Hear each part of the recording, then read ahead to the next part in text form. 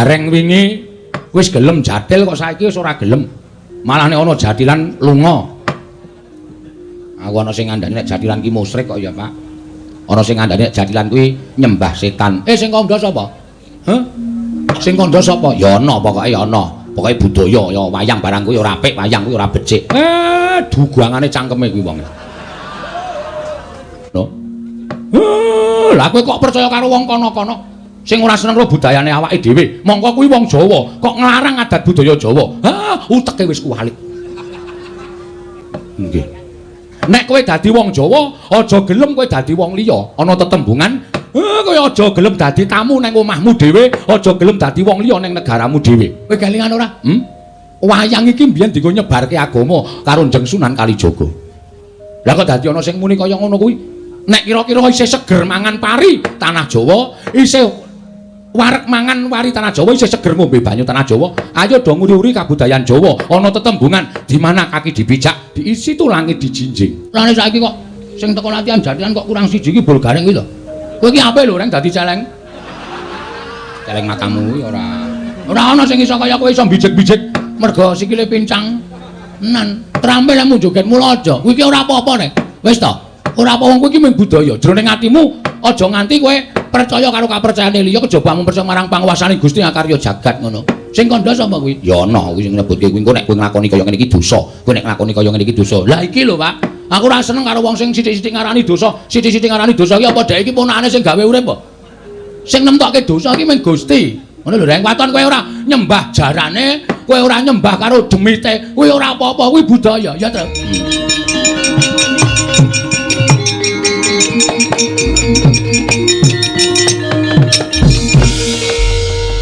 Ngandel ora. Bocah iki arep ngopo iki? Hei. Arep metenteng ya, Pak. Ayo metenteng tunguk ngisor, tunguk dhuwur metenteng keleke pasrai. Wis tak semprot. Tegese kowe wani karo Begawan Durna. Lho piye ta cah iki? Posisi ngene iki mboten ateges kula wedi. Kula wani sekecap padha sakecap karo sampeyan niku mergo kula wani penemban. Ora kok kula perkara wedi. Kowe wani mergo kene ana anak-anak Pandhawa. Lho, mbok kandha bali. Ijen padha ijen karo sampeyan. Nganti sampeyan iso menang karo aku. Meguru karo wis 20 taun. Gong.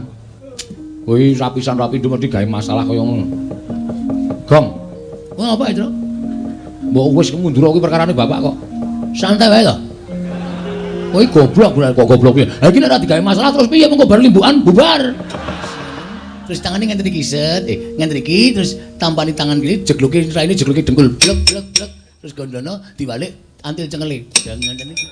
Oh, ngono to ping pindho. Oh. Disit ngene. Dis wale set ngene terus digandeng ludung ngene iki. Kewan iki. Makne cilik kok terus dienggo praktek. Sepune budak. Mama mangrungoke. Antasena mati saka tangane Citraksi. Assalamualaikum.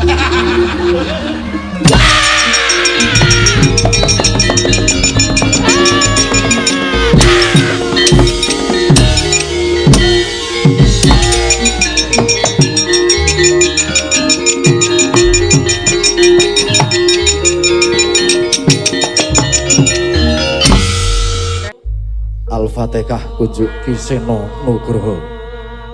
Bismillahirrahmanirrahim. Alhamdulillahirrahmanirrahim. Akhir-akhir iki kok wisatawan, Warataya. Wisatawan kok.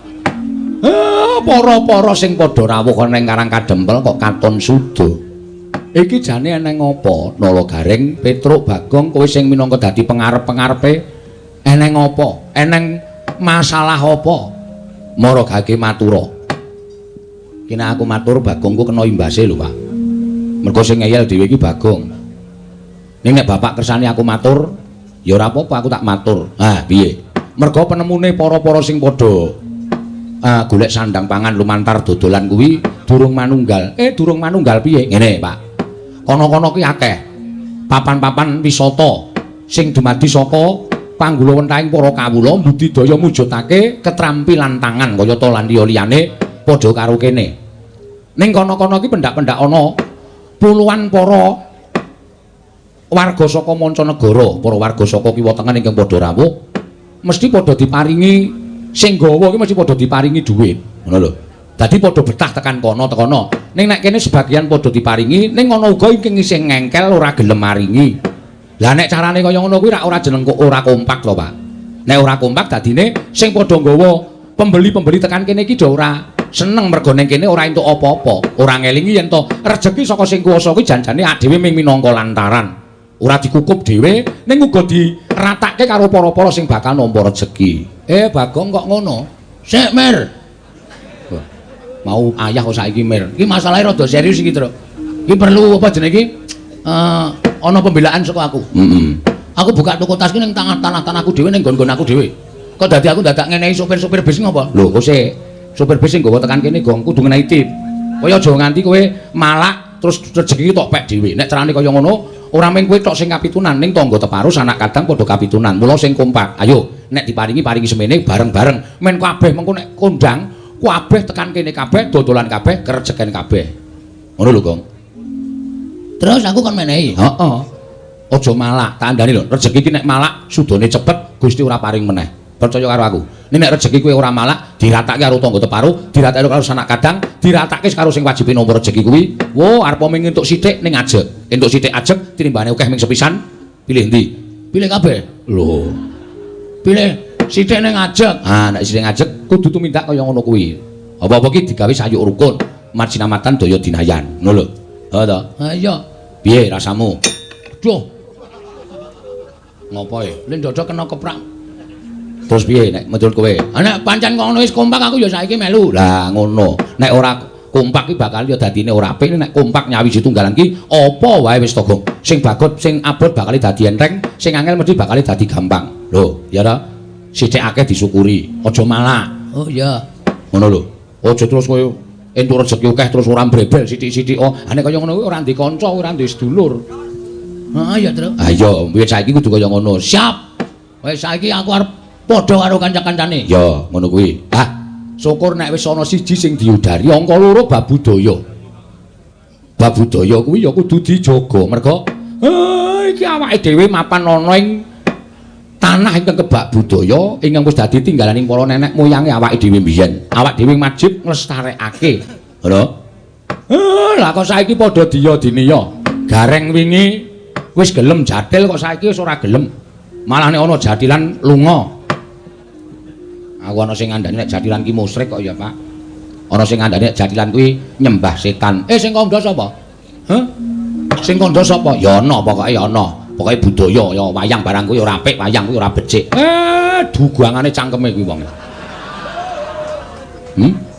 Kowe iki ora kok nyembah wayang. Wayang ki dadi tuntunan, tontonan, tatanan lan tantangan. Kowe tak omongi ya, wong ndelok wayang ki nek tenan-tenan le ndelok mesti bakal entuk ngelmu sing apik, ngentuk ngelmu sing becik, entuk tuntunane falsafah Jawa. Ngono.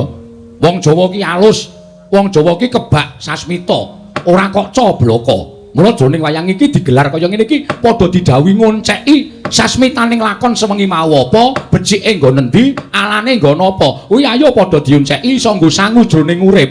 Ngono. Lah kowe kok percaya karo wong kono-kono sing ora seneng karo budayane awake dhewe. Mongko kuwi wong Jawa, kok nglarang adat budaya Jawa.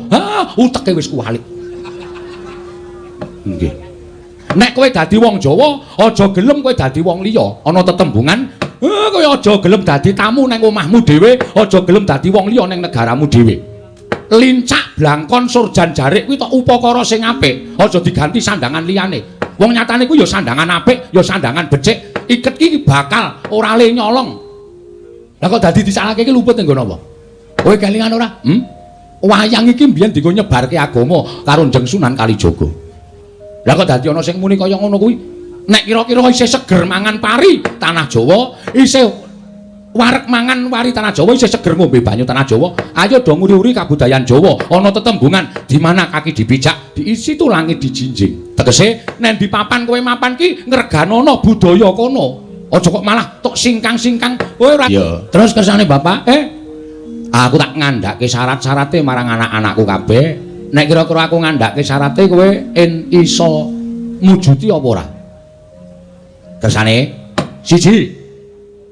Aku kepengin Karang Kadempel kene iki ora ketamung sedhela, ketunggon kembang cangkok Wijaya Mulya. Waduh, Sinuwun Ndarawati sing kagungan. Iya.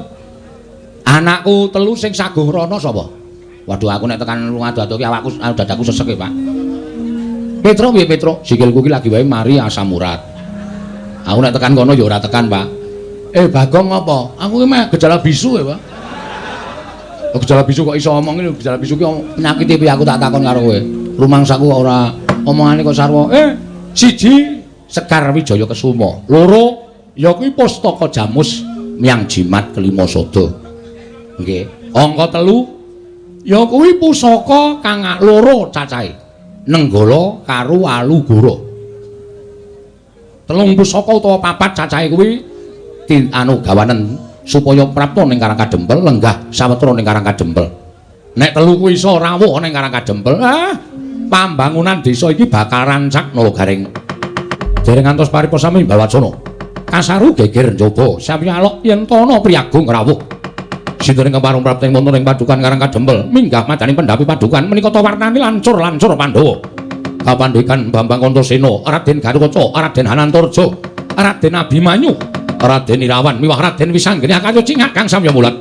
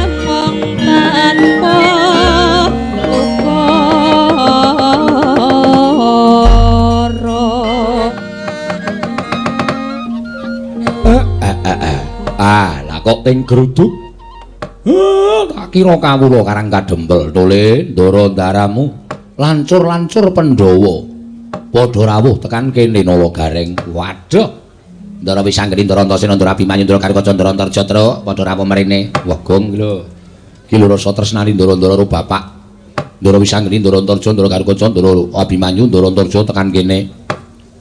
Ketuane mesti ngarep Dewi ya, Tru. Cilik ning gleleng. Ha iya. Ha sing mburi dhewe kae wedi kabeh karo ngarep kowe nggih.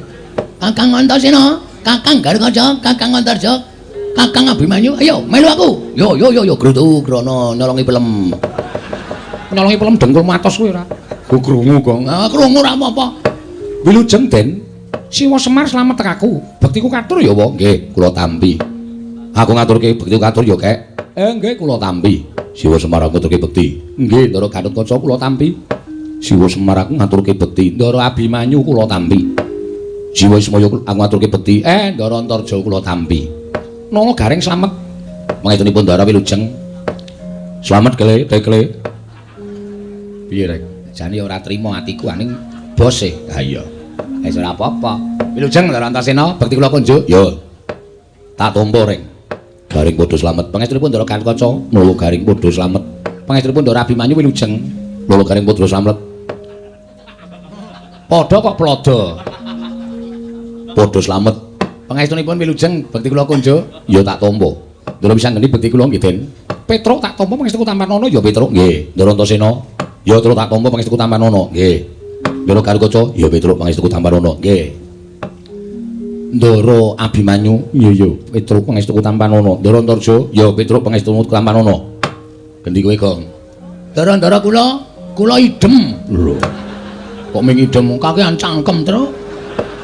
Eman-eman sing nggo nyambut gawe terus e. Hawe iki lumantamu swara kok dieman-eman. Ndara Wisanggeni, Ndara Antarja, Ndara Garukaca, Ndara Antasena, Ndara Abimanyu. Bukti kula kanca nggih, Den. Nggih, kula tampa. Wis. Ngawur ora. Pripun enten napa? Napa diutus Kang Rama? Napa enten wigati? Siwa Semar?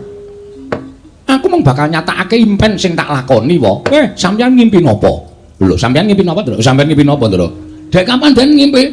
Mengko gek bareng kali kula. Kowe ngimpi apa? Isin ae, Ndra. Ngerti-ngerti ngelilir ya aku iki. Ora usah sok modo-modo ora ngimpi kok ora. Kakang Semar, mula aku nganti kadang-kadangku, Kakang Antasena, Kakang Garwa, Kakang Antarja, karo Kakang Abimanyu Prapta ning Karang Kadempel, sayekti mung bakal njumbuhake impen sing tak lakoni wa. Ha nggih, sampeyan iku ngimpi napa? Wong sing jenenge impen iku ora kudu kelakon lan ora kudu kababar. Dadi kasunyatan. Ora kanthi kanyono-nyono. Siwana Yantaka lenggah ana ing pendhapa padukuhan. Nanging gumebyar cahyane kaya mangku sanggiwang rembulan wa. Weh. Piye kowe? Semar mangku Dek Wulan. Us. Bagong nek ora krungu kupinge digebek sik kono. Apa piye maksude? Mangku sanggiwang rembulan. Wah, krungu kok mangku Dek Wulan.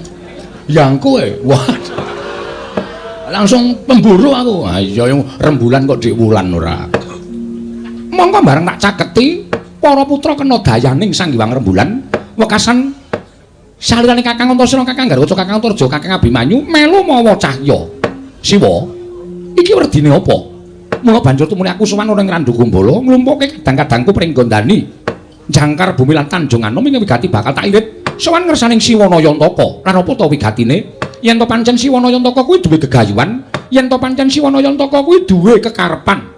Anak-anak Pandhawa ora bakal mangku asta wisuh lumuk ngentasi perkara. Mesti aku bakal sak biyantu karo Siwana Yantaka wa. Lah.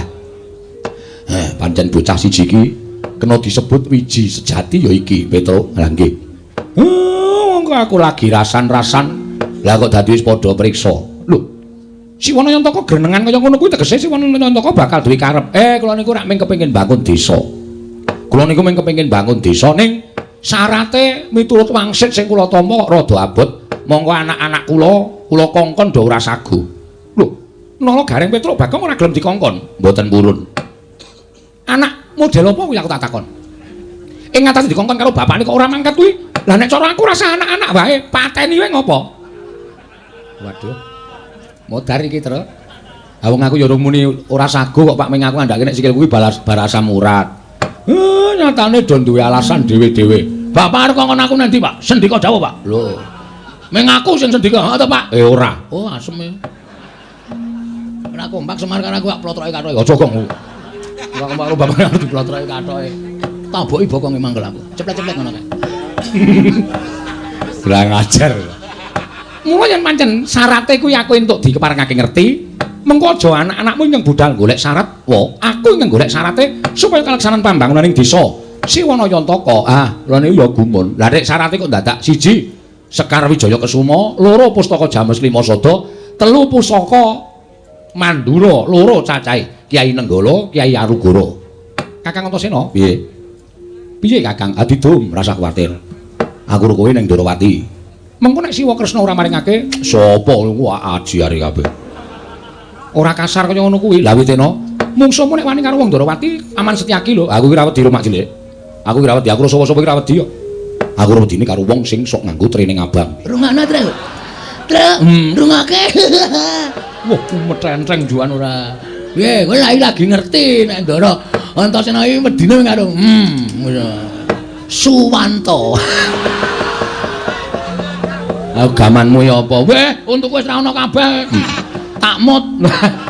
Mesti risi. Heeh. Kuwi mengko didum. Lah terus sing ning Ngamarta kuwi dia pasrahke karo anak-anak sing ditresnani karo para wong Den Pandhawa. Sapa? Kakang Garwa karo Abimanyu. Oh, Kakang Garwa karo Kakang Abimanyu. Oh, iki rak anak emas. Wanggre suwan negara Ngamarta. Wo. Pandhawa lilih kabeh. Kowe lah cocok. Lah terus sing ning Mandura Kakang Antarja. Ora ana kancane, ben dikancani Bagong. Kula mboten iso niku. Lah ngopo? Ning awake rada meriang e. Gong, ming ning Mandura kok. Wah, Mandura iki gawat e. Baladewa e, Tru. nek nganti kosowan mrono ajeng nyuwun ngambil Nenggala kali Alugara. Kepiye? Matane ra mrek. Nenggala disine dugang cangkemmu. Modar ora kowe. Kowe wae kono sing melu. Aku lu sikilku asam urat kok. Gareng wae. Lho iki tangane tikle miprate kira sikile becik kon tekan Mandraya nalarmu piye to? Nganu mawon kula usul Ndara Antarja piyambak mawon. Nggih Den, kendel lho nika. Tenan luwane ndi dhewe wani nggih Den nggih. Ya saura-urane ana kanca, mongko kanca sing tak cocok iki ming kowe Bagong. Waduh. Wis ngrekos iki wis. Ngerti aku ora melu wayangan acarane ngene iki. Ya ora melu wayangan ya ditakokke wong. Kowe iki termasuk favorit e. Hah? Termasuk favorit. Nggo ngilangi lumut. Kae kaporit. Favorit ngono lho. Ha iya. Wis rasa disilaki kudu saguh, kudu saguh. Lah nek ngoten kula mung kari manut mawon, Ndara.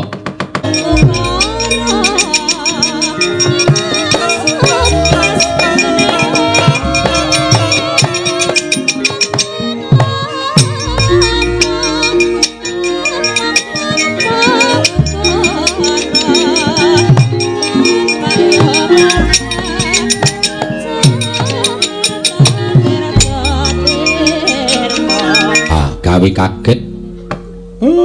Lah kok Karang Kadempel dayoe ndlidir kaya ngene. Nala Gareng dalem, Pak. Sawise putra-putra Pandhawa iki kok kasepuhan sing rawuh. Lho, sapa iki? Sapa terus aku ora ketutupan bokonge Semar. Begawan Durna, kasepuhan, Gong, kasepuhan. Mayit. Lho. Mayit dengkulmu. Begawan Durna. Patih sengkune mau ketoke melu mlebu bareng weruh. Anak-anak Pandhawa komplit nang kene kok njur nglesot metu meneh. Sajake gila sajake. Sajake ayo. Wong ki nang ngres tumindak eleke mesti weruh kanan iki mesti wedi sik, Tru. Wis ben dibageke karo bapak. Dadi ora nek dienggo dolanan ki iso. Wong ora ana Janaka kok ya. Apa iki kaya Gatot Kaca kaya Antarja. Berarti kae slampur ta, Tru. Iya, wong mulane kae apa kacamatane digandulke ning dodoke apa. Dinai rantai. Nah iku nek ora permana sapa-sapa terus dipasang. Penemban enten apa? Rawuh wonten ing Karang Kadempel. Iki ngene ya Semar.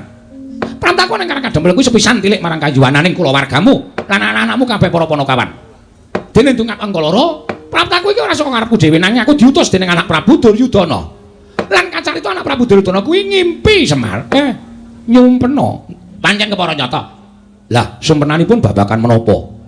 Nalika semana anak Prabu Duryudana paring dawuh kalawan aku, yen to pitung dina kepungkur mau ngimpi ketemu karo kowe jroning pangumpen nalika semono gumebyar cahyamu mawa teja mongko nalika kowe lungguh katon banget yen to kowe nembe mangku sang Hyang Rembulan nalika semono kowe paring dawuh kalawan anak Prabu Duryudana sinuwun monggo kula aturi ngasta rembulan menika sang Hyang Candra menika wonten negari Ngastina menika dados sarana tentrem ayem rukun lan saya nginggahaken derajat pangkatipun sinuwun Prabu Duryudana gregah wungu saka nindra anak Prabu Ngastina. Tumuli dawuh karo aku supaya suwana ning Karang Kadempel ingkang wigati Semar. Ora ana kejaba mung dina samengko aku kadhawuhan supaya mboyong marang kowe nang Guru Ngastina lan kowe kudu iso njlentrehake apa ingkang diparingake marang Prabu Duryudana, apa ingkang mbok caosake marang Ratu Ngastina.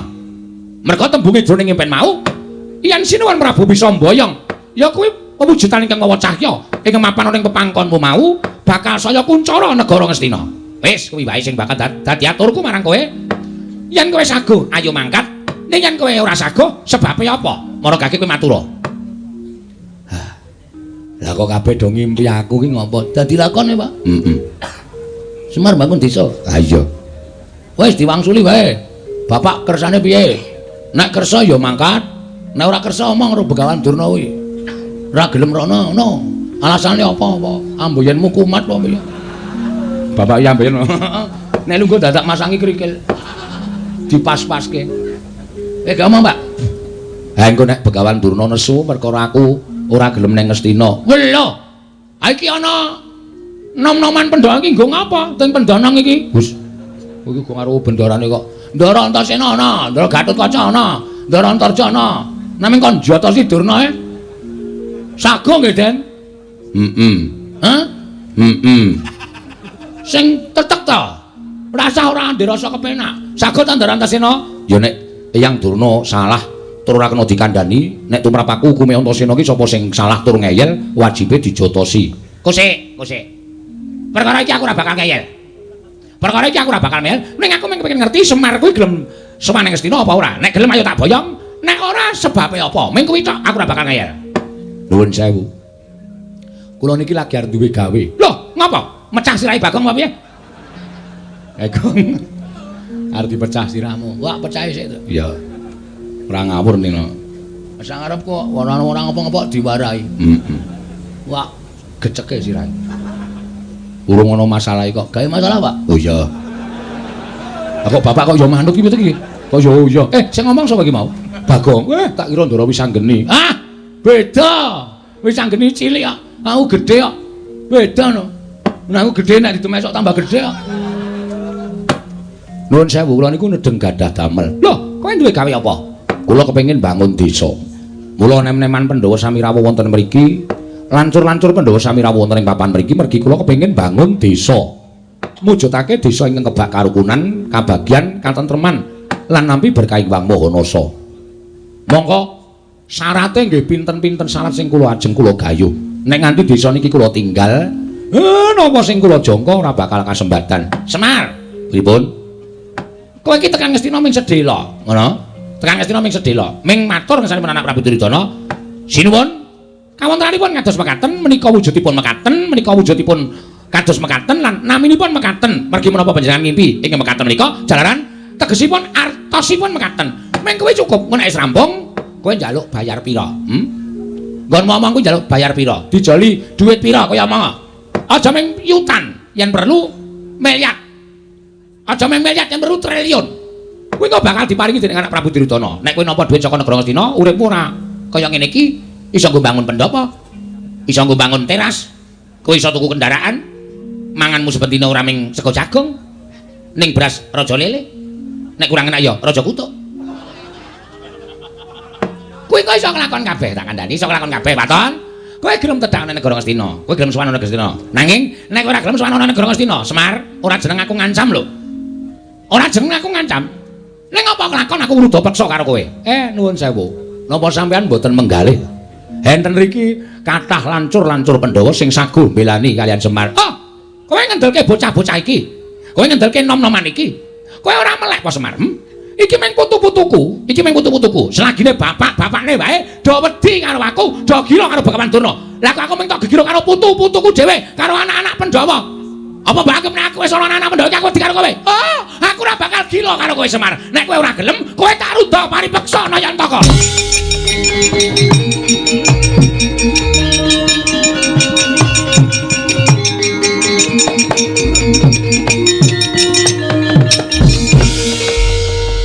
Ngandel ora? Bocah iki arep ngopo iki? Hei. Arep metenteng ya, Pak. Ayo metenteng tunguk ngisor, tunguk dhuwur metenteng keleke pasrai. Wis tak semprot. Nandana? Loh, iki Bagong. Heeh. Arep ngopo kowe? Sampeyan wau ngendika pripun? Hah? Semar nek tekan negara Ngastina ajeng mangkahi pinten miliar? Pinten triliun? Sampeyan tahu wae Semar niku mata duwiten. Sampeyan tahu ngerti lho, Semar niku teng pundi-pundi njaluk bayar? Mboten. Semar niku ndongani sajan wae dikai dit ora gelem. Semar niku mimpin genduran wae disangoni ora gelem. Apike Semar teng mriki niki lho. Nek perkara negeske impen tok Semar terus njaluk duit miliar, duit triliun. Niku anggape bapak kula niku mata duwiten wae piye? Heeh. Nek bapak kula niku duweni penemu, duweni jati diri ora gelem rawuh teng negara Ngastina, niku sebabe bapak niku duwe gegayuhan. Inggih menika mbangun desa. Monggo syarate angel, syarate kudu digayuh. Nek bapak ninggalke desane teng negara Ngastina, tegese bapak niku mementingkan diri sendiri, tapi tidak mau tahu tentang keadaan orang banyak. Wah. Edian Bagong kata-katane apik. Meneng sik Antasena. Wah. Wak totok ndasmu lho kowe. Lali aku tak kira kowe bolone Durna. Ana ngurine Durna e. Nuwun ngapunten niki lagi serius ampun dikisro omongan kula. Lho, terus sampean kok dadi nek pancen kowe ora gelem tak boyong marang negara Ngastina, kowe tak rudha paripeksa.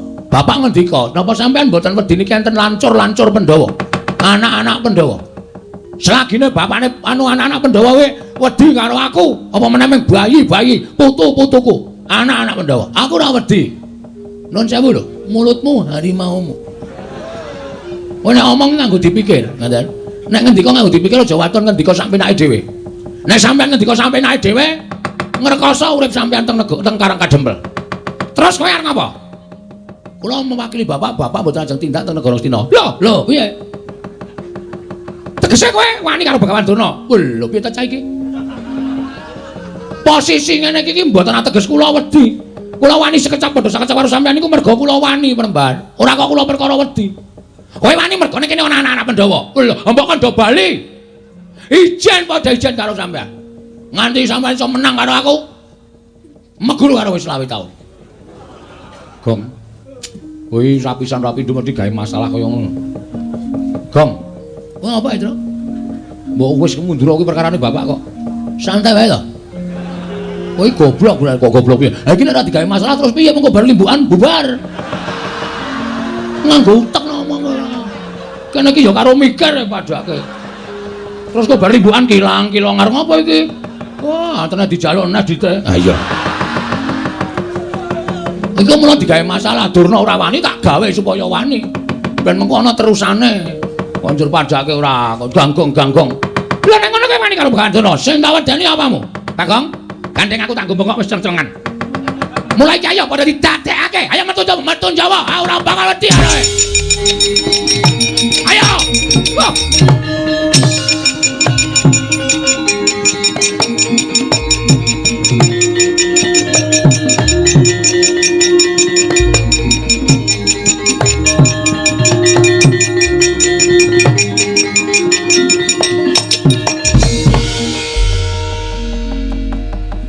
Ana tetembungan jagung bakarane. Endi? Lho kok endi?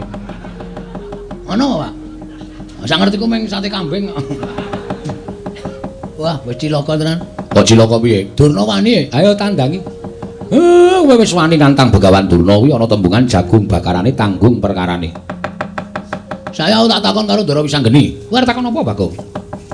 Sampeyan mau rawuh mriki nak pun sendika mbelani bapak to? Mbantu karo bapakmu ora mbelani. Lah saiki nek pancen bantu niku sampean kudu sago ngundurke Kurawa. Kusik. Aku mbantu le bangun lho, ora ana mbantu perkara liyane. Biar kowe ra. Nek Siwa Semar bangun desa aku mbantu, nek perkara liyane kon ngundurke Kurawa kuwi aku ora ana perkara ro pepundhenku Kurawa. Ya ora masalah wong aku ora tau weruh kowe perang kok. Kowe kisane mung modal lambe. Ya majuran kaya inspektur rasane. Ndara Antasena. Apa, Gong? Sampeyan bantu kare Semar to? Bantu mesti.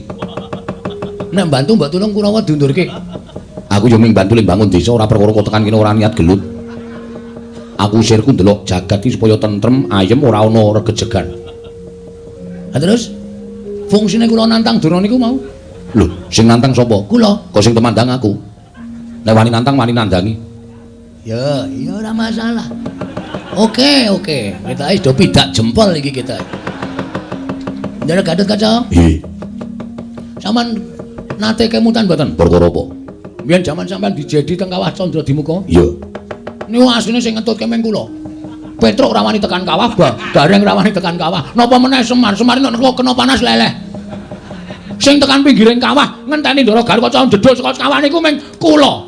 Apa biyen aku akon? Nggih mboten. Ora kewajibanmu to? Nggih. Ah terus kula tak takon, kewajiban sampean napa? Aku dadi satriyaning praja. Satriyaning praja kewajibane ngayomi para kawula negara Ngamarta. Karang Kademel niku ke bawah ke perintah negari pundi? Ngamarta. Karang Kademel ajeng diserang para Kurawa. Sampean pripun sebagai satriya? Mestine aku ngayomi. Mestine kudu ngoten. Iya. Kurawa kudu mundur tekan negara Astina. Iya. Dadi kewajibane sapa? Sing ning Karang Kademel sapa? Kula kali Bapak kali Petruk kali Gareng. Terus nek kowe masrahke perkara kabeh marang Garukaca, apa rampung perkara negara? Aku ngrampungi perkara negara Ngamarta ya durung rampung wae perkara Karang Kadempel. Sing gedhe pangapuramu rampung ana dhewe. Diwar. Dongaku kabul. Kowe ndonga apa ya, Truk? Asem e. Ndara Antarjawab. Nggih. Sampeyan nggih mboten kurang nabi kula. Ora terus terang bae ora. Wah, iki kok bloko banget to iki. Iya Bagong, awakku kesel tenan Bagong. Nggih, Pak. Ndara Abimanyu sayangku cintaku. Ndara Abimanyu. Apa Bagong? Sampeyan tresno kali kula to? Tresno. Mbok kula dibantu. Bantu apa? Sak gedhagan iki aku mung iso bantu 150, Bag. Kok tekan dhuwit to iki? Kula niku nantang para sata Kurawa. Sing gedhe pangapuramu Bagong aku ra iso piye-piye. Kadang-kadang kudu ora mbelani, nek aku mbelani mesti aku dijothak, ora dijak dolan, ora dijak lunga. Oke. Iya. Juga kaya ngono ya. Bengi iki ora ana sing bantu karo Bagong. Pak. Gandeng aku wis kadung nantang Durna. Isen aku mundur, Pak. Terus aku njaluk pamit ya, Pak. Arep nendi? Metuke Kurawa, alakonane dhewe. Wak ladenane dhewe, tak tandhane dhewe, Pak. Kok njewewek cangkeme? Ora ngematke ya cangkemku ki sariawan. Oh. Nek ngomong serono ae, Pak. Mau jawab ya, Pak? Yo, sing ati-ati. Nek kowe mati kowe dadi kusuma bangsa. Matimu bakal dipendhem ning taman makam pahlawan. Lanjut batine apa? Mati ora iso urip meneh kok. Ya Pak, nyun pamit yo. Yo sing ati-ati. Petro, kowe tega tenan karo aku? Aku lagi males kok. Lakonono dhewe. Nah aku mati lho, Tru. Ya mati awakmu dhewe kok aku bingung. Aku senengane glelengmu ora jamak-jamak. Nek ketanggur kene iki men tok rasake dhewe. Rek, apa? Nek aku mati, aku ora nyaur utangmu. Ora nyaur apa-apa tak ikhlaske, Gong. Edan. Aku ngimpi apa to ya bengi iki? Oh dadi kaya ngene kane, Pak, nyun pamit. Begawan Durna Kurawa iki Raden Minajingga. Ingkang sagung ngendarat karo Esa Kurawa menyang dhewe.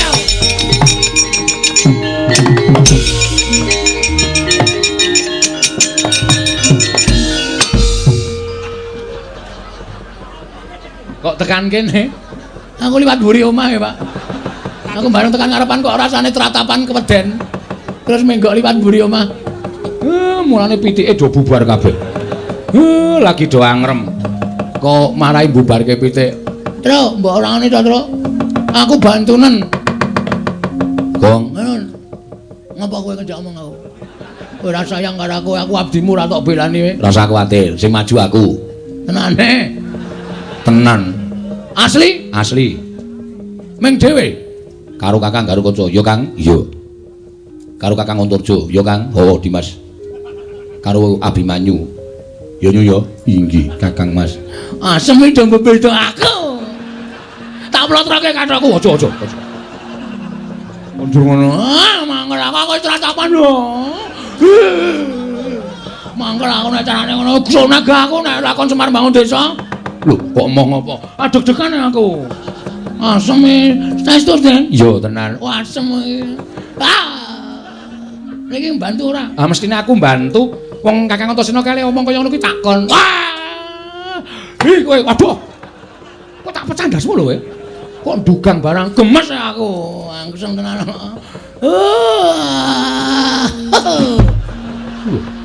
Kok jengkelik barang ora. Saking senengku. Enggak metu njaba enggak. Sampeyan metu njaba metu ndero. Ya ayo nek ngono metu njaba karo aku. Oh, bulane do seneng metu njaba ora masalah.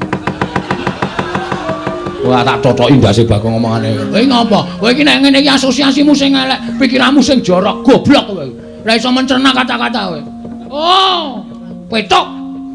Kowe jenes kowe. Aku sengit karo kowe kaya wong-wong kaya kowe pikirane elek kaya ngene. Delok limboke terus pikirane elek kae porno kae, susune mencetot ngono kae. Kowe sing basa iki pikirane sing nonton. Wong kuwi keindahan kok. Ora, kowe menungsa kaya ngono wis sengit aku. Nggih, nggih? Iya. Kamu tuh gak? Yo. Ndara Abimanyu? Iya, Bagong aja kuwatir tak belani. Ndara Garukaca? Iya, Bagong aja kuwatir tak belani. Ndara Antarja? Iya, Bagong aja kuwatir tak belani. Ndara Wisanggeni? Iya, wis ayo mangkat dina iki. Kakang Antasena, Kakang Garukaca, Kakang Antarja mesake Bagong. Ayo padha dibantu. Nek kira-kira mengko kalah karo Kurawa, ya wis ben ditandangi Bagong. Iki omong apa meneh? Macem-macem ora ya nganti rampung. Iya, nganti rampung ya.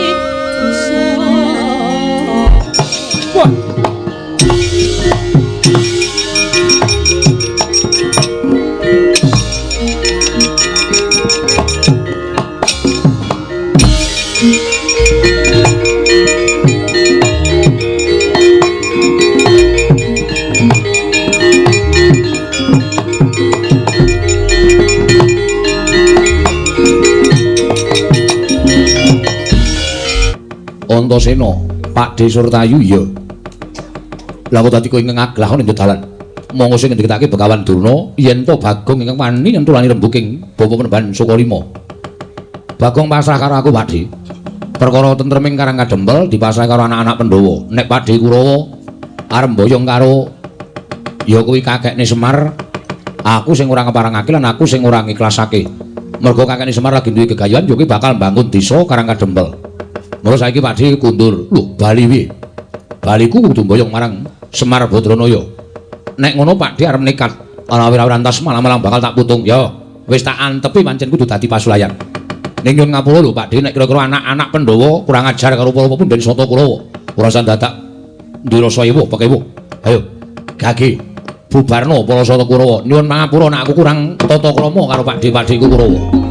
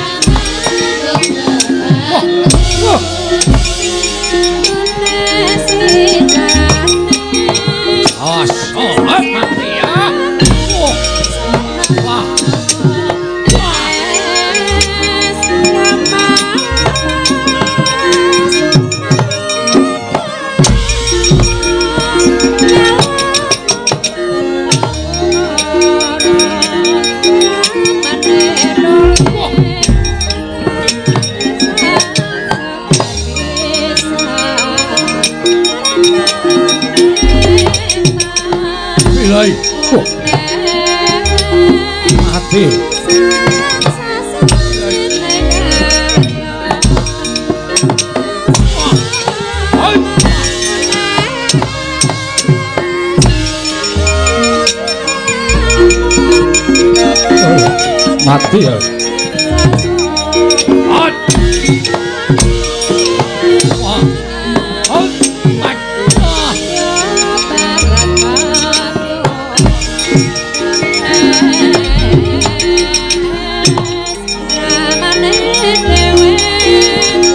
Cocok tumbak jebol dadang barak.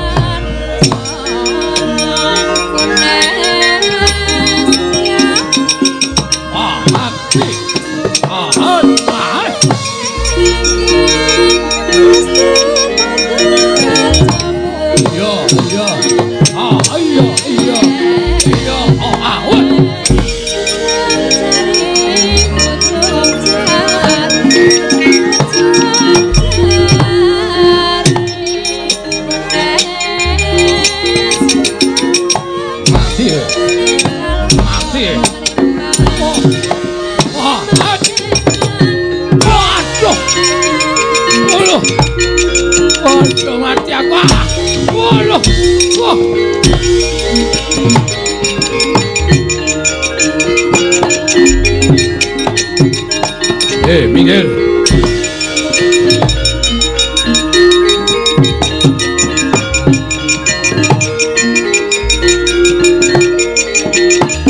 Kadut kaca dasar para nyata.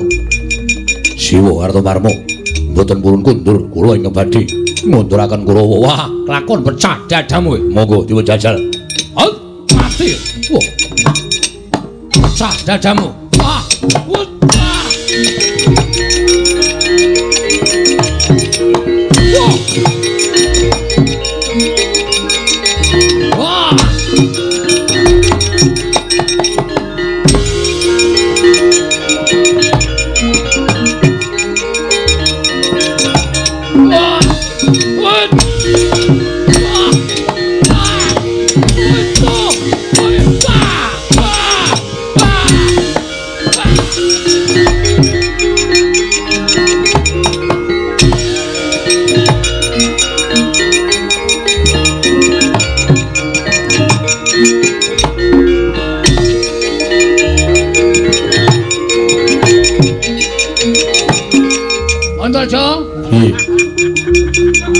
Pak Durmagati.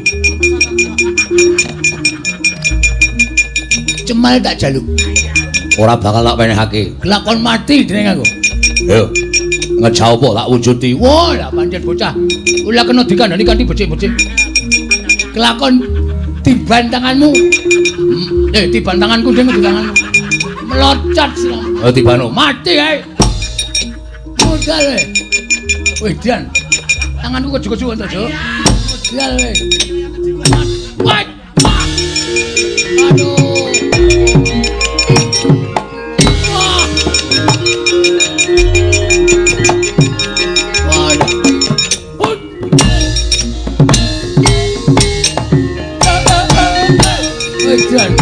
Wah!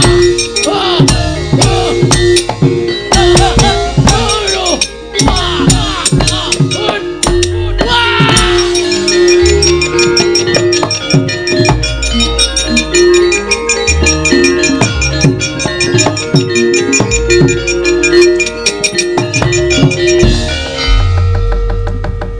Mundur man. Para putra Pandhawa ingkang jagi dhateng Semar. Menawi kula kaliyan paman tetep badhe maju menika mangke malah kirang-kirang bejanipun wonten kurban. Kula semanggaken. Kese sertayu wonten dawuh.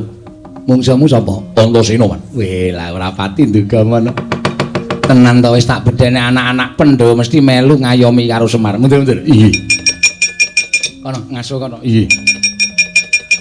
Bejah kula man. Mungsamu sapa Kartomarma? Anak kula Pringgondani Gatotkaca. Nyamber ngiwa nyamber nengen. Sampluki sirah kula kan. Kula semanggaken.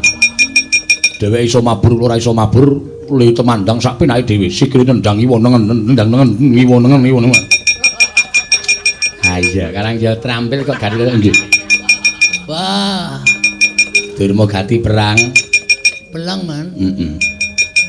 Temu sapa? Wangsareja. Sapa? Wangsareja. Wangsareja iki Anake welku dolo cek balep. Antarja. Wah, Antarja.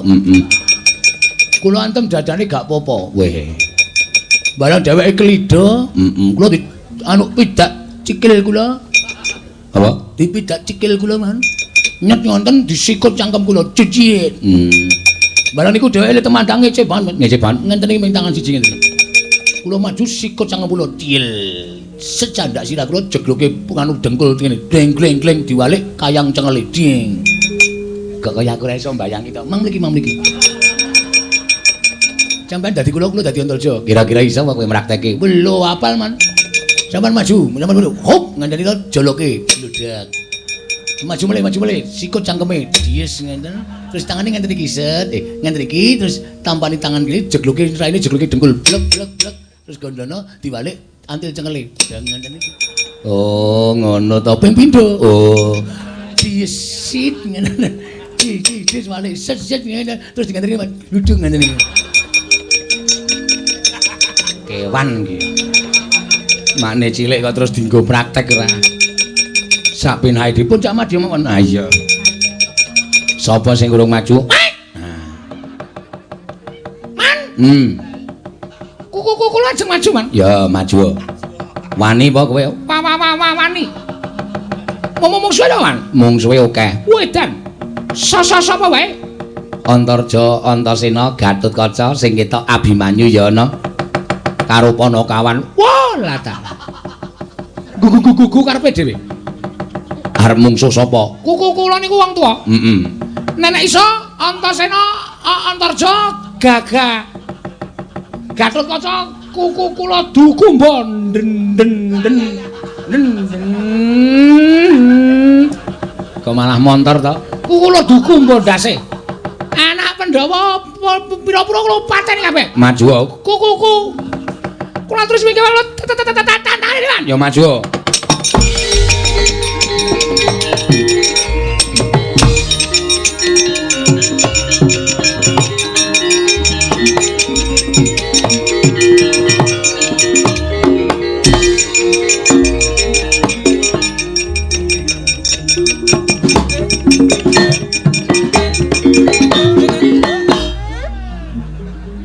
Gelem banter ya.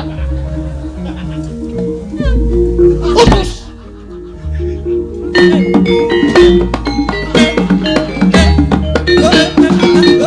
Waduh. Sesekali iki ora bablas. Pokoke sak entuke korban. Gatot kaca ya gelem, Antarjaya gelem, Antaboga. Antasena ya gelem. Mati kabeh.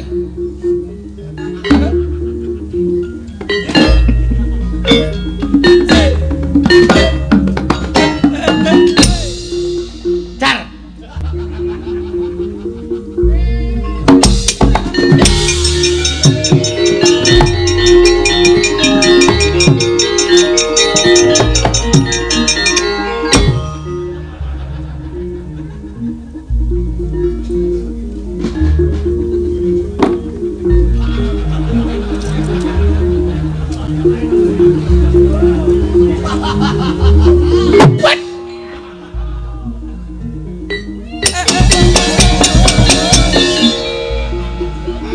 Maman Sengkuni.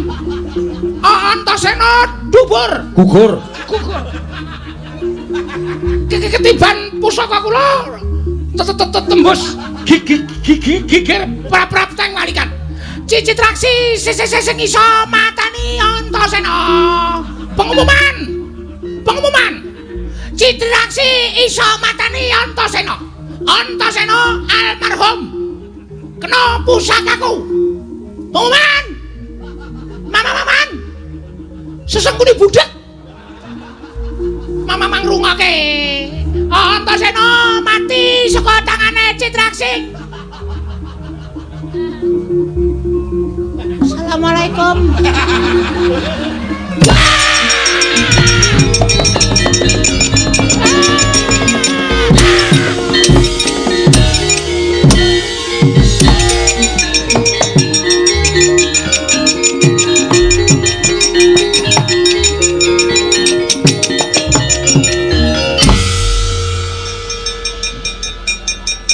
Modar.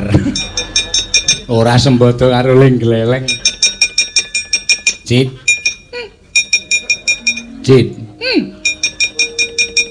Piye mau bengak-bengok pengumuman apa ya, Cit? Aku kok ora patek nggatekke. Basikur. Waduh. Kok lambene ngemu getih kaya ngono? Meman. Sampean lho. Sampean lho.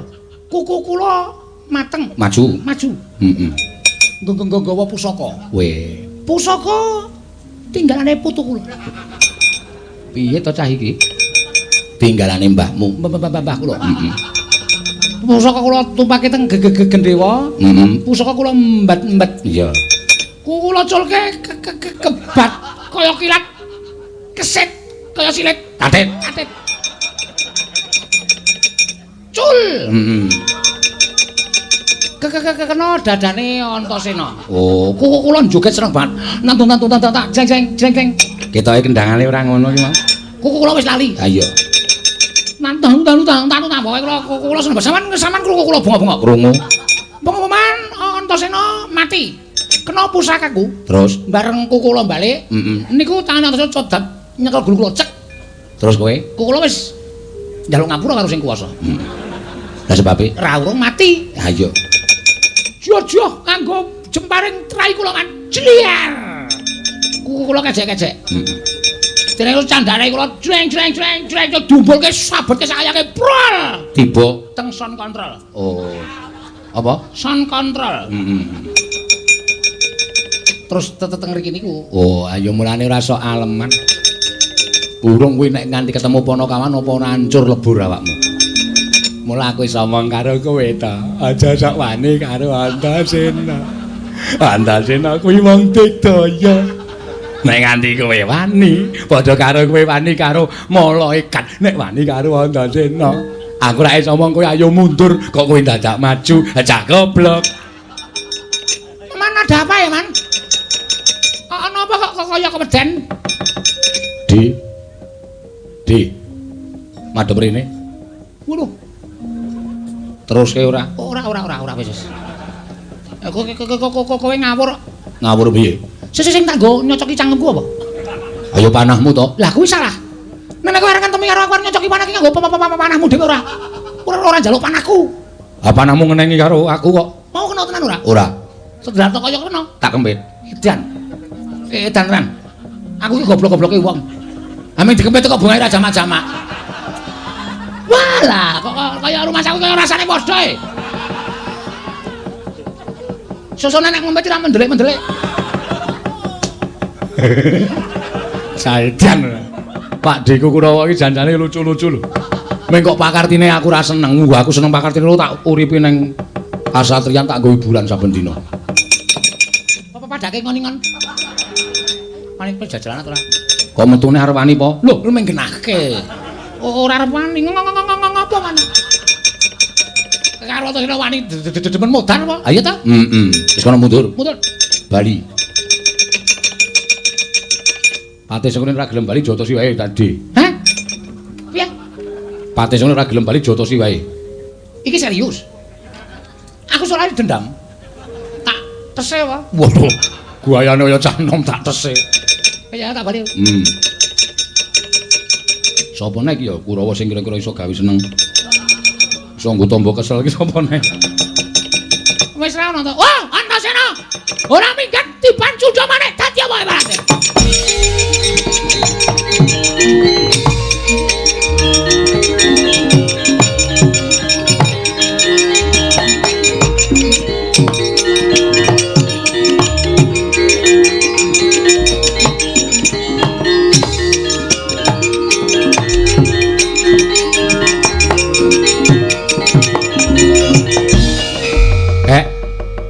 Eyang Durna nggawa cundha manik. Ngamuk punggung sura tamtuha Nirbaya Nirwikara. Tapasrahke marang Kakek Semar nek nganti anak-anak sing methuke ndak malah katriwandan. Kula aturi seminggah Ndara, mang semingkir. Durna kula balekke teng Sokalima ndak dadi maksiat.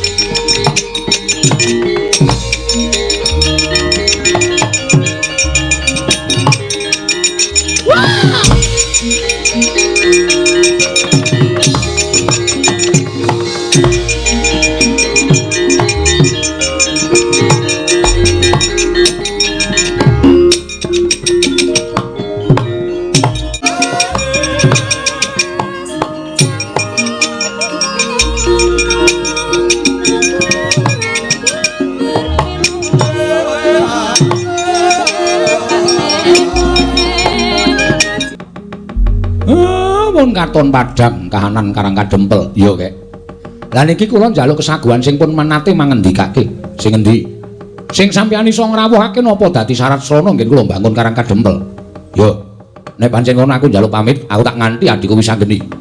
Sowan Siwa Ndhurawati nembung Sekar Cangkok Wijayamulya. Nggih, menika malah prayogi. Siwa Semaraku nyuwun pamit tak nganti adiku Abimanyu. Budal sowan marang Praja Ngamarta nyuwun pustaka jamu semyang jimat 5 sodo. Siwa Semaraku nyuwun pamit tak budal ning Mandura nyuwun pusaka Kyai Nenggala lan Alugara. Matur nuwun, matur nuwun. Nek pun kelakon mang mlumpuk teng Karang Kadempel, ning nek wonten apa-napane sampeyan kudu iso gawe cara, aja nganti gawe kapitunane ingkang rama sedayanipun. Ning sing wigati pusaka saged rawuh wonten Karang Kadempel. Njaluk pangestu ya, Kek. Nggih ngatos-atos. Siwa Semar nyuwun pangestu. Nggih, Den. Iya, Siwa Semar nyuwun pangestu. Muga-muga kasenggatan penjangka kula, Ndara.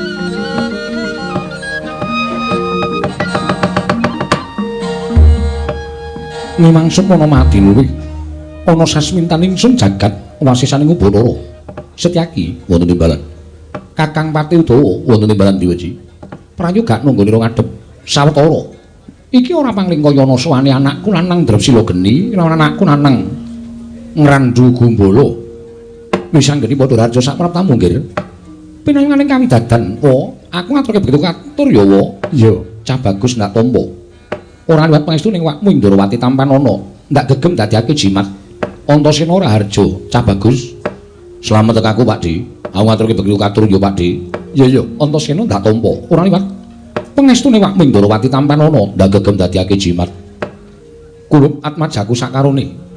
Apa to ingin dadi darunane dene sira sowan mongko tanpa tinimbalan. Apa ana wigati, apa ana perlu saka pepundhenmu Pandhawa ingkang sira aturake kalawan Wakmu Indrawati. Sepisan ngaturake bekti katur ya wa. Ya wis anggene tak tampa. Dene dongkap ing ngangka loro. Patakoning negara Ndrawati sowan kersane Kanjeng Ndrawati mau sayekti ora kok para Pandhawa ingkang utusan. Nanging aku pancen diutus nanging dudu pepundhen Pandhawa. Ora ana li kejaba mung Siwa Semar Badranaya. Lho, Kakang Semar, iya wa. Lah wigatine apa? Dene Kakang Semar utusan lawan Atmajaku sakarone, marata gage matur ingkang tetela. Ngene ya wa. Nalika semono aku kuwi ngimpi. Jroning pasumenan mau aku weruh Kakang utawa Siwa Semar Badranaya mangku Sang Hyang Candra sumarot cahyane. Nanging ora mblerengi. Wekasan sapa ing cedhak lawan Kyai Semar dadi kedunungan sorot. Ing mapan ning anggane sapa wae ing cedhak lawan Kakang Semar. Ngono nggih. Iya. Tumuli aku nganti lawan putra-putra Pandhawa sak petara, sowan marang Karang Kadempel, nanjake marang Kakang Semar Badranaya utawa Siwa Semar. Apa to sababe lan werdine impen mau? Lah kok jemel ndara dasih impen ingkang tak lakoni wa ketitik. Siwa Semar Badranaya bakal duwe gawe. Ira dalah. Kakang Semar bakal duwe gawe. Iya wa. Lah duwe gawe apa nggih wis anggeni? Ora kok duwe gawe tegese pribadining Siwa Nayantaka dhewe nanging Siwa Semar bakal duwe gawe ya kuwi mbangun desa Karang Kadempel. Tumuli aku nglawan para putra sagu sak biyantu lawan Siwa Badranaya. Jernyatane Siwa Semar gedhe lelabuhane tumraping para putra lan pepundhen Pandhawa. Mula ora ana ilang yen to aku kelawan para putra kabeh bebantu marang botripoting Siwa Nayantaka. Ya wis anggene kuwi bagus, kuwi apik lan becik. Awakmu Indrawati rumajang. Nanging nalika semono Siwa Nayantaka tumuli paring dawuh bakal lakon penjangkane ya kuwi nggone bakal mbangun desa Karang Kadempel, nanging ana syarat srana ingkang kudu dilakoni dening Siwa Nayantaka. Tanana ya kejaba mung Karang Kadempel ora ketang amung tuwa kedheping paningal kudu linenggan pusaka Ndrawati ya kuwi Sekar Wijaya Mulya.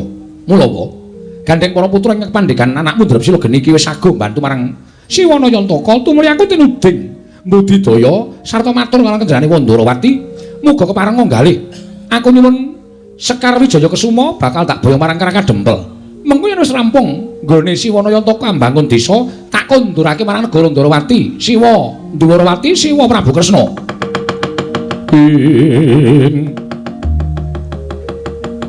Tukaya yasine pecoco bang mawinga wengis. Kumejot padoning latri netra kocak ngondarandir. Oh, wis anggeni. Ana dawuhmu apa, wa? Ya bener. Kakang Semar kuwi pancen pengayomaning para Pandhawa, Kakang Semar kuwi pancen ingkang ngomong anak-anak Pandhawa. Mula ora jenengane yen to wis anggeni tumuli anyagui dituwungkon dening Kakang Semar supaya nyuwun ngampil pustaka Jamus utawa nyuwun ngampil Sekar Wijaya Kesuma. Nanging kowe kudu eling, nggih. Semar kuwi namung derajate ngaceplik, Semar kuwi mung Panakawan. Semar kuwi mung batur saumpamane. Lah kok dadi kebangetan nggone ngasorake marang Ratu Ndrawati. Apa dianggep Sekar Wijaya Mulya kuwi wujude pusaka ingkang loro saudon telu saurupan. Tegese dudu pusaka ingkang ampuh. Lah kok dadi ngatasi pengin bangun desa wae dadak nganggo dirawuhi pusaka Ndrawati kuwi Sekar Wijaya Mulya. Monggo Sekar Wijaya Mulya kuwi ora kena pisah lawan Wakmu Ndrawati. Mula saiki ya nggih. Kowe tak utus baliya sowana marang Kakang Semar yen to Sekar Wijaya Mulya ora bakal prapta ning Karang Kadempel. Lan matur babar pisan yen to aku uga ora bakal ngaturake Sekar Wijaya Mulya. Mula kang sangka kuwi sanggeni, aja gawe geger mbebutek banyu bening kanan negara Ndrawati. Yen sira kulup Atmajaku isih ngabekti karo wong tuwa, mesti napa kang dadi dawuhing wong tuwa ing Ndrawati iki, sira anakku Drepsila geni, mesti mastuhu dawuhing wong tuwa. Mula kang sangka kuwi sanggeni, matur marang Kakang Semar, golek srana liyane wae, sak liyane Sekar Wijaya Mulya. Yen nganti wani Kakang Semar kuwi nyuwun ngampil Sekar Wijaya Mulya, mongko derajate ora padha karo Ratu Ndrawati. Ateges Kakang Semar kuwi wis modho sarta wis ngasorake marang derajating Nata Ndrawati. Aku ing ora trima perkara iki wis anggeni.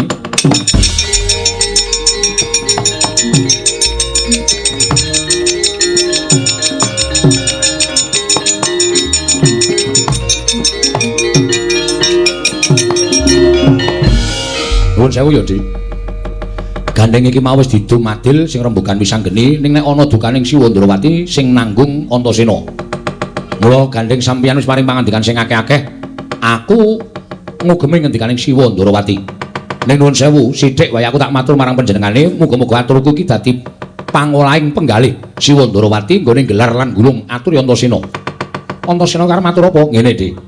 Perkara sampeyan nek ke Semar ki wong derajate ngaceplik, Semar ki ming wong loro sawurudun telu sawurupan, mung kono kawan, wong sak jagat wis padha prisa.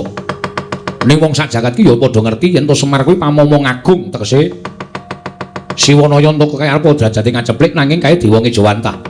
Lan aku ngerti Pandhawa bapak-bapakku wong tuaku ki tanpa sumanding kelawan Siwanaya Antaka tangeh derajate iso munggul, tangeh kanugrahan sing tumanduk marang para Pandhawa kaya ingkang wis dilakoni dina iki.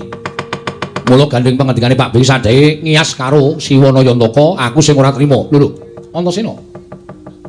Lah kok dadi ngawu gawar ucapmu kowe matur yen to ora trima. Yen kowe ora trima karo Ndrawati, kowe arep ora trima. Piye? Pak Di gelem mari ngambil Sekar Jomulya apa ora? Yen aku ora gelem. Tegese Pak Di ora tresna karo Siwanaya Antaka. Aku tresna karo Kakang Semar, ning tak kon mulat karo kahanane. Nek Pak Di ora maringake saiki ngene wae. Gandhengaken gunung sing tanpa guna. Nek kira-kira sampeyan tak tantang jotosan piye? Lho, kowe jedan lho kowe. Aku ki wakmu, aku ora peduli. Mergo aku sagu karo Siwanaya Antaka. Nek nganti aku bali tekan Karang Kadempel ditagih karo kakekne Semar, endi Ndara Antasena, Sekar Jomulya aku ora iso ngaturake isinku tanpa upama. Mula tinimbang aku isin karo mati itu marang Antasena, aku luwung milih mati. Dadi wong aku tak nantang karo sampeyan, aku kalah, aku ora apa-apa. Tekaning pati tak lakoni nggonku labuh karo kakekne Semar. Kuwi lha edan iki ora edan, iki tenanan. Lah kok dadi kaya ngono ucapmu?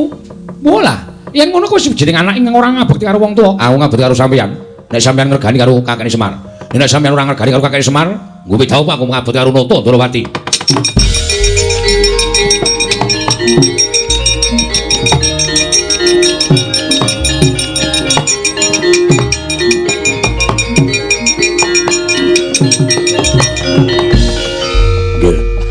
Ingkang dados senopati wonten negari Ndarawati menika kula. Menawi jenengan niku anggere Antasena menika badhe nantang dhateng Sinuwun Prabu Ndarawati, padha karo sampeyan niku wis ngasorke derajate senopati Ndarawati ingkang paman pun Setyaki. Bagus. Wis ngene iki malah dadi geger tak lakoni sisan. Siwa Dawa melu ora? Wah mboten, Nger. Pun kula kantun ngaten ki mau melu-melu malah ngrekoso. Nanti papane pun enten kadedean Mak Cilik, medal jawi mikir. Yo tak lakoni nang musim Mak Cilik.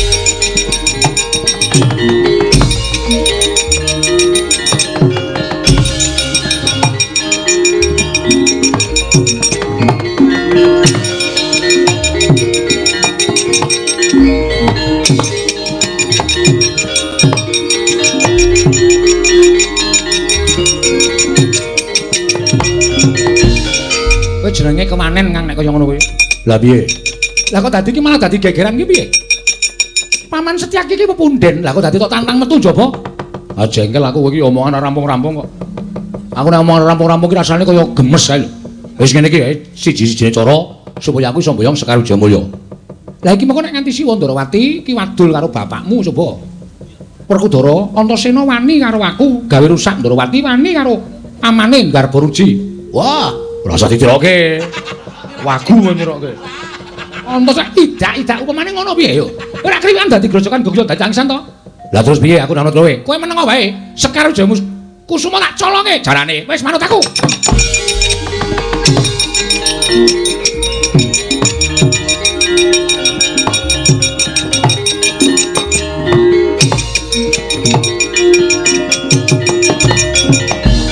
Wis dadi kaya ngene iki tak dadekke Mak Cilik.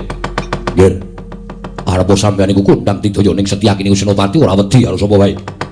Aulung tekaning pati yen to nganti Setyaki ora iso mbelani negara Ndarawati. Bagus. Semono aku Mak Cilik. Aku luwung tekaning pati nek aku ora iso mbelani karo Semar. Ngono wae. Wenehke ora Sekar Jomulya. Ora mbok wenehke dijajal. Mumpung durung ana critane Setyaki gelut karo Antasena. Men disekseni wong manding. Ayo. Menang endi Setyaki karo Antasena? Kene wargane patimu. Tangga tak ayoni. Setyaki aja kaya bocah cilik.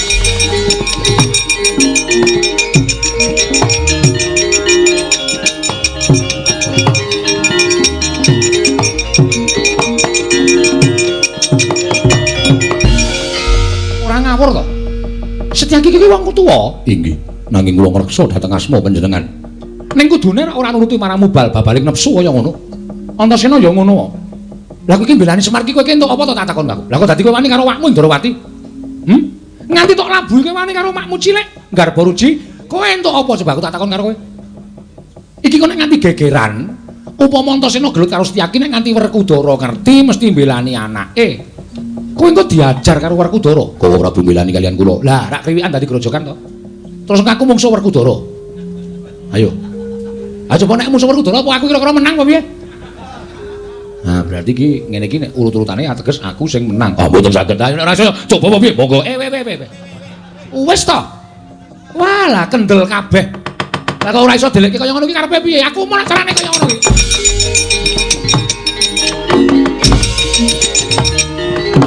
Loh. Lah ta.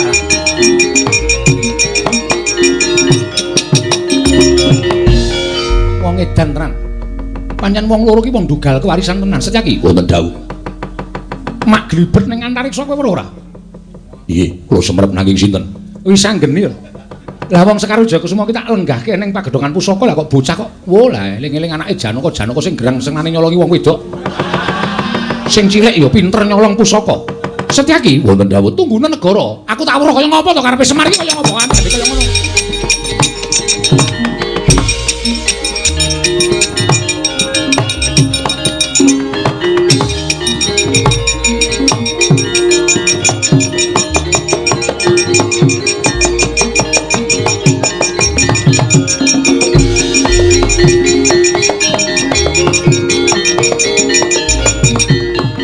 Yayi Janaka wonten timbalan Koko Prabu Werkudara nggih usawetara dadi penggalianing pun ngakang pendak-pendak Pandhawa mlumpuk ana ing Praja Ngamarta. Lah kok dadi ora katon putramu Werkudara ingkang katon sowan ing Praja Ngamarta. Malah piranganing putra ing Madukara ndak kespadake. Ora ana suwaning si Abimanyu. Arjuna putraku menyang endi? Koko Prabu sampun sawetawis ugi kula mboten sumerep dhateng putra Paduka pun Abimanyu. Malah sak mangke ujaring para Nayaka ing kasatriyan Tanjunganom bilih Abimanyu sak mangke mindhan saking negari utawi kasatriyan Tanjunganom semono uga. Wah, Antarja Gathuk lan Antasena uga ora sowan ning Jodipati. Aku dhewe ora ngerti menyang endi dunya anak-anakku. Ning gandeng tumrap aku Antarja Gathuk lan Antasena kuwi bocah nom sing lagi rumagang mbok menawa ana bab lan ana perkara sarta nedengi lagi seneng srawung kalawan kanca-kancane sak barakane barep kakangku. Dereng ngantos parep sami Mbawacana kasarusaning Raden Abimanyu sumawana Raden Gatotkaca dumraja tanpa lalapan. Kanjabala Mandhawa ya gumung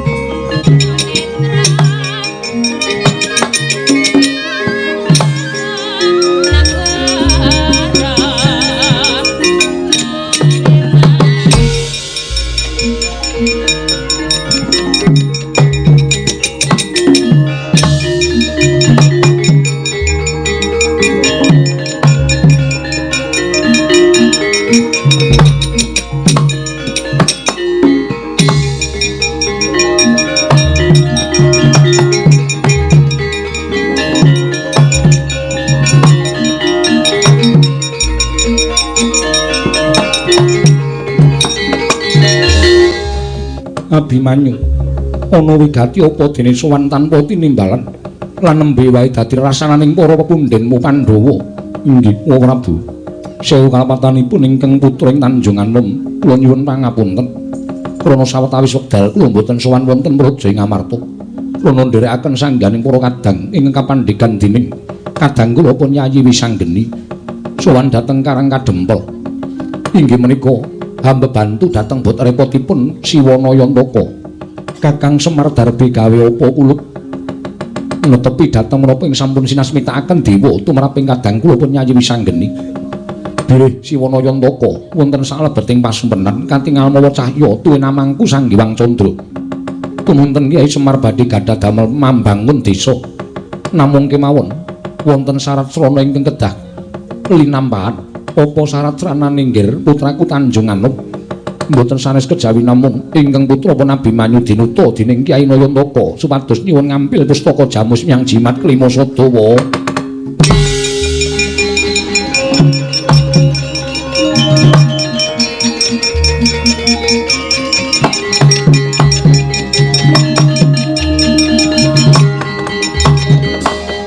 Abimanyu kula wonten paring adhawu. Apa kira-kira Kakang Semar mestine ora bakal nambuhi babagan pustaka Jamus Hyang Jimat kelima sada. Yen to pustaka Jamus kelima sada kuwi pusakaning para Pandhawa, kuwi panguripaning kawula sak negara Ngamarta. Monggo ing atase Kakang Semar mung butuh kepengin bangun desa wae lah kok dadak abot temen. Syarat sranane kudu mboyong marang pustaka Jamus Hyang Jimat kelima sada. Kulup atmajaku bocah bagus. Mula bali marang Karang Kadempel matur marang Kakang Semar. Yen to Pandhawa ora keduga ngaturake pustaka Jamus Hyang Jimat kelima sada, nanging bakal ndak aturake pusaka lamun Kakang Semar bisa ngendikake apa to ingkang dadi gegayuhane dene dadak mbutake pustaka Jamus Hyang Jimat kelima sada. Kulup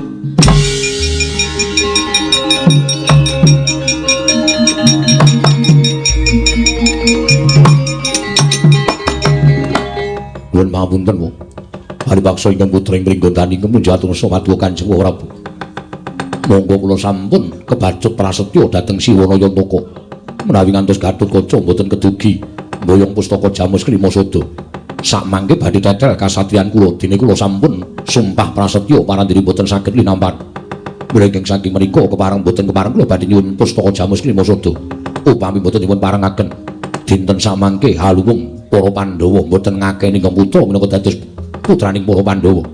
Nanging menawi paduka maringaken saestu ngaturaken panuwun ingkang tanpa pepindhan wong.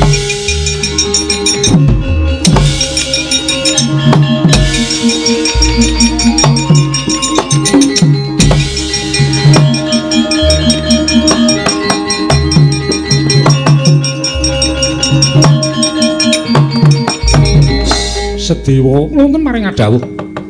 Sira Syadya aja nganti wedi kangel. Pisan ingkang padha bandha yudha aku ora kepengin kawula negara Ngamarta weruh Werkudara ngajar kelawan anake Janaka Milara lan atmajaning Si Abimanyu Sedewa.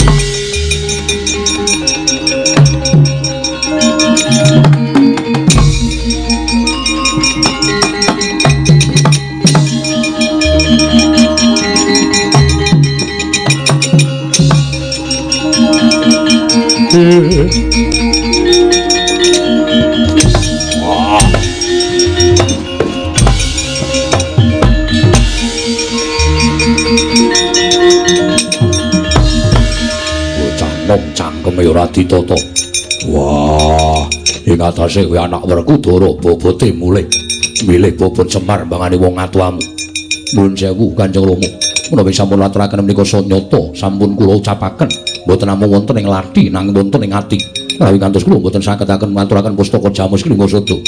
Badhe wirang bebarang raos ing manah kula luwung baya tekaning pati modar tenan kowe.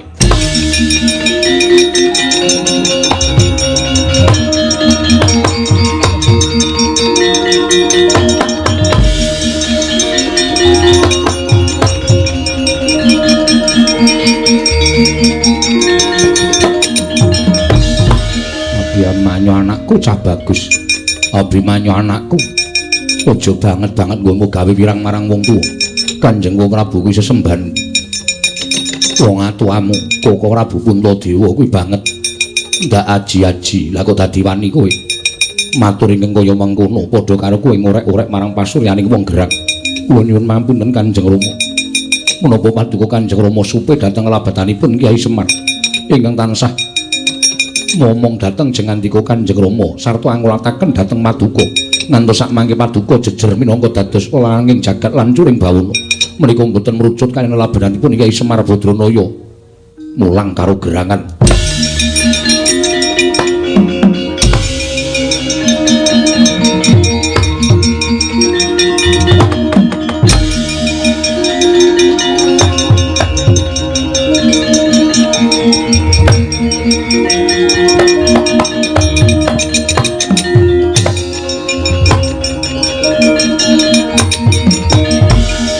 Kaca ngono timbalan. Mundhak dadi rasaning para kamula sak negara Ngamarta. Ingkang padha ora seneng, ingkang padha ora demen lawan sira lan bapakmu padha keplok-keplok. Mung perkara kaya ngene lha kok dadi nganti gegeran. Nggih, Kanjeng Paman keparingipun pustaka Jamus Lima Sada. Nadyan tanpa dingerteni dening Kanjeng Koko Prabu Puntadewa, nanging tak pundhut saka ing pagedhongan pusaka. Para paduka gawanen aturna Kyai Semar, Kanjeng Rama lan Kanjeng Paman, aku mengko sing ngurusi wong tamu Gatotkaca.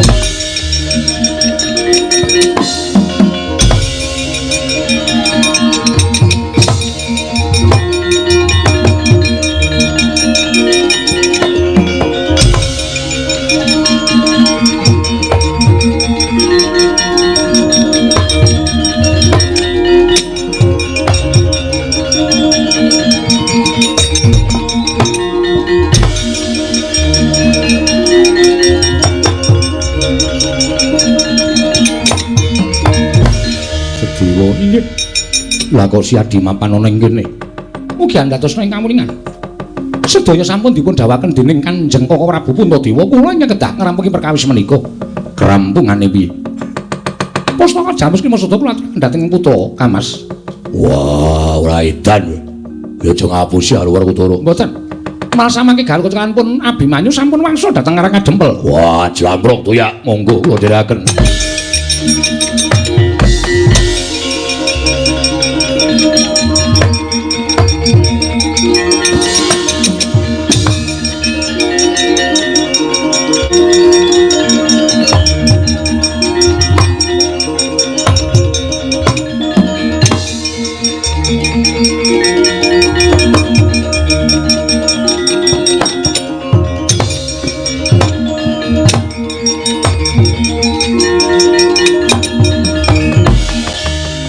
Antarja inggih kula ingkang sowan wa parang aturaken sembah pangabekti kula kunjuk ya tak tampa gawe gedhening ati kula liwat pangestuning awakmu Mandura Tampanana kula menika jimat paripun dayan ing kasantosan.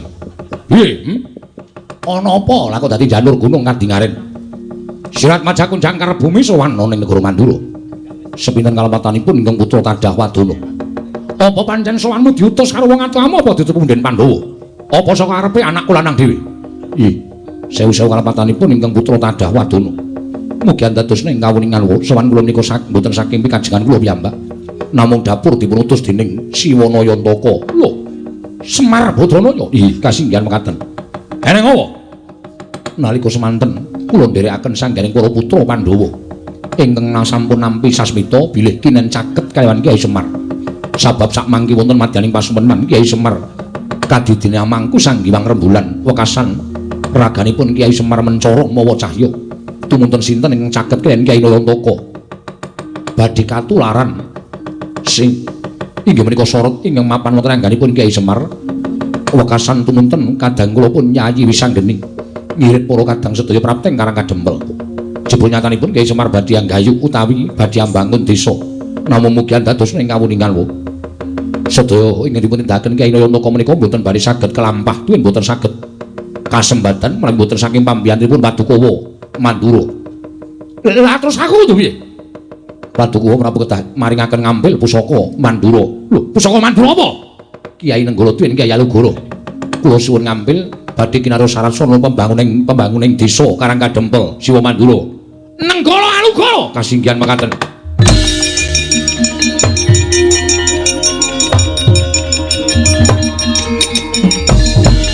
Antarja. Naga Baginda, nggih wonten dawuh.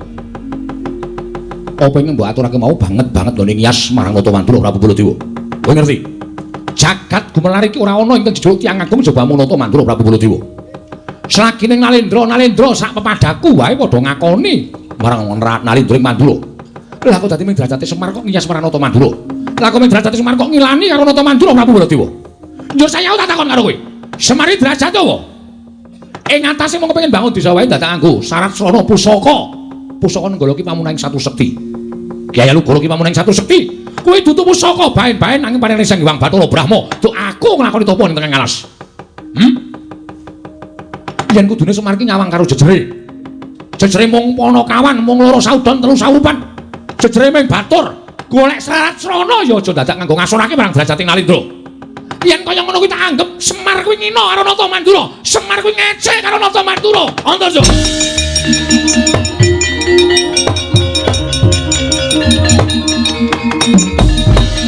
Nyuwun pamunten. Bebasan sampun ngantos kok namung prapteng Antaka nadyan dados bledug raganipun Antarja. Trimah kula mboten wangsul wonten ing Karang Kadempel menawi paduka mboten maringaken ngambil wujudipun Kyai Nenggala lan Kyai Alugara. Lho. Mekaten sampun dados prasetyaning manah kula. Wah, ladal jagat dewa Pandhawa kono kowe arep nyoba karo Baladewa. Yen ngono kowe ora wedi karo Baladewa. Ajrih kok nek wedi bali kula mboten wonten wangsul langkung ajrih kaliyan Kyai Semar. Menawi ngantos kula dipun dukani dening Kyai Nayantaka sabab sedaya sampun sami nyebat Kyai Semar menika pusaka ingkang bisa kandha jimat ingkang bisa ngucap bebasanipun idu dados geni. Menawi ngantos kula dipun sumpahi dening Kyai Semar menapa boten nalongso gesang kula. Yen ngono abot Semar mbane Baladewa. Nggih, nyuwun pangapunten paripawasa kedah mekaten. Iblis kowe.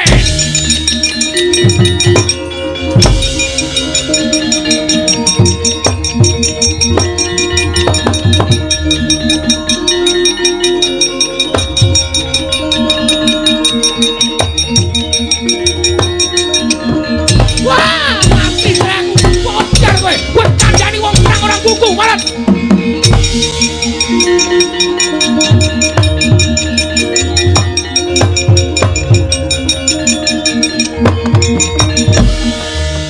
Siwa Mandura saya sepuh ora iso meper mubal babaling kanepsun. Mula Sala karo Antarja sak gelem-geleme. Apa dianggep aku kalah karo sampean? Yen pancen sampean ora kena dikandhani, sampean ora kena dileremake rasane. Ayo. Tak ajangi jembar legane atiku Antarja ora bakal mundur. Padangi wani petengane apa meneh.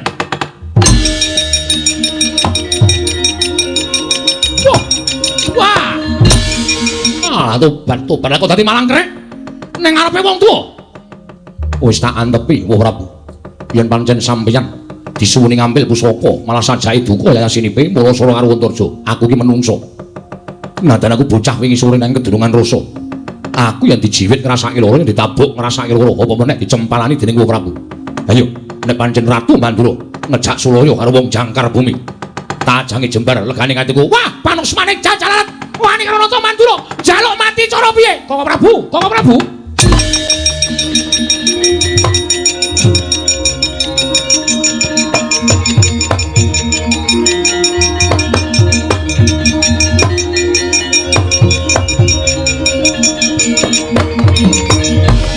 Lho Kresna, inggih Koko Prabu. Wah, panusmane jajalan. Antarja kuwi kandhane lho. Oh menungso sing jeneng Antarja kuwi kandhane lho. Sing grang ora mulang. Bapakne ora mulang unggah-ungguh. Ing atase bayi wingi sore wani karo wong gerang. Antarja, wonten timbalan kok. Lah kok dadi kowe wani karo awakmu Mandura? Nuwun pangapunten. Estunipun kula namung badhe nyuwun ambil senjata nenggala iki ing Alugoro. Kinarya syarat srana Siwana Yantaka anggenipun mangun desa. Nanging sajaipun Siwa Mandura malah duka yayasinipe. Kula dipun cempalani, kula dipun ajar. Satemah katetangi raos sing manah kula. Kula menika nuwun sewu. Dipun lairaken menika wujudipun satriya menawi ngantos kula dipun pala kados mekaten monggo kula boten wantun doh nyono cerak nyono dikira Antarja ki wong jirik getih wedi mati. Koko Prabu nggih menapa Koko Prabu sampun ndhawahaken asta kan pun Antarja ya pancen tak sengaja men bocah iki melek takon bali nang Karang Kadamel ora gelem malah nantang karo aku. Lho kowe nantang Antarja? Mboten, kula mboten nantang, malah kula kebaking tata krami kula kinten mboten singlar saking unggah-ungguh. Nanging sajaipun Siwa Mandura menika ingkang nuwun sewu mboten saged meper dhateng mubal babaling kanepson pekasan kula dipun ajar. Nuwun sewu Wah Prabu Ndarawati menawi dados kula dipun dawahi asta utawi dipun cempalani dening Kanjeng Wah Prabu Mandura tartemtu panjenengan Adipati Runtik penggalipun. Koko Prabu nggih saenipun samangke tinimbang perkawis menika mboten rampung kula nyuwun ngampil Kyai Nenggala kan Alugoro. Lho sing jelek iki jane sapa to? Semar apa kowe? Inggih, kula ugi nyuwunaken ngambil Kyai Semar. Kose to. Lah kok dadi kaya mengkono? Supados kula wonten rencangipun. Lho. Kancane piye? Sekar Wijayamulya uga dipun beto Antasena. Lho lak dikon Antasena rego apa? Ngendikanipun dipun utus Kyai Semar. Sakmenika mangke dipun tonton kemawon. Niatipun Kyai Semar menapa? Lah kok nglumpukke pusaka wonten Karang Kadempel. Monggo sak mangke panjenengan kula rawuh wonten ing Karang Kadempel ngaturaken nenggala kaliyan Alugoro. Lho la ila Semar kok dadak nglumpukke pusaka iki karepe nggo apa coba?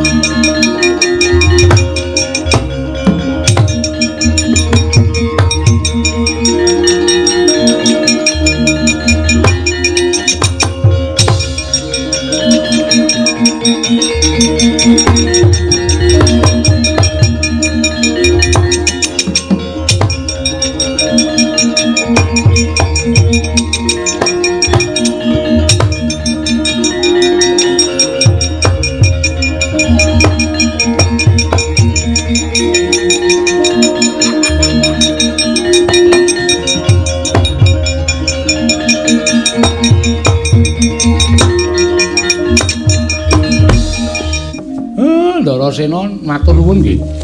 Iya, Kek. Padha-padha Ndara Gatotkaca matur nuwun. Iya. Siwa Semar. Ndara Antarja kok dereng ngaturake napa sing pun mangsanggupi.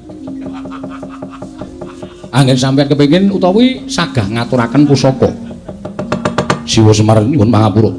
Pusaka diasta dewe Kanjeng Prabu Mandura. Kok sik Kakang Semar, aku tak takon. Lah kok dadi werna-werna penjaluke Kakang Nayantaka? Ya kuwi manunggalake pusaka telu. Wijaya Kesuma, Pustaka Jamus Klimasada lan Alugara Kyai Nenggala. Alugarane Kyai Nenggalane dereng ketok. Kok Prabu? Nggih. Alugara Kyai Nenggala dipun dadosaken setunggal mriku. Lho jane arep ngopo to? Mang dadekke siji riyen to?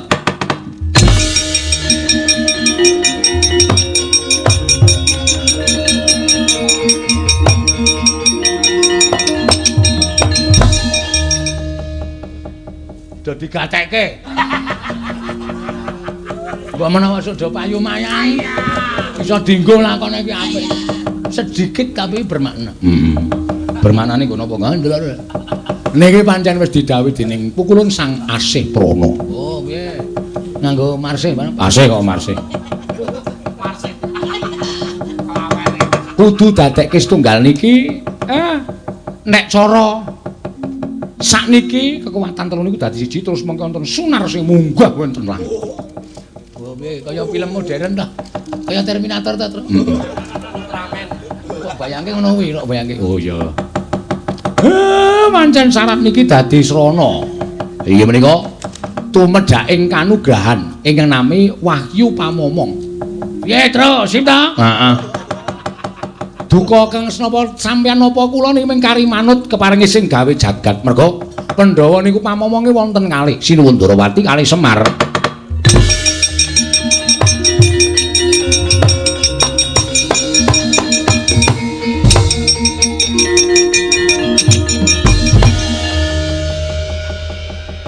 Kanthi sarana pikantuk Wahyu Pamomong niki pusaka dipun pendhet piyambak-piyambak. Yo.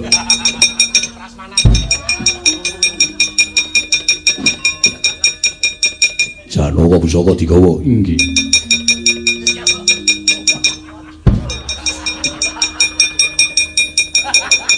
Ampuh-ampuh ya, Truk. Ayo kekuatan pusaka kok. Niki dadi syarat lek kula iso mbangun desa. Mergo wis sinampiran pakaran menika dados pamomonging para kawula. Muga-muga mujudaken desa ingkang gemah ripah loh jinawi, ayem tentrem rukun niring sambikala bagas kewarasan tasah sinanding Ndara.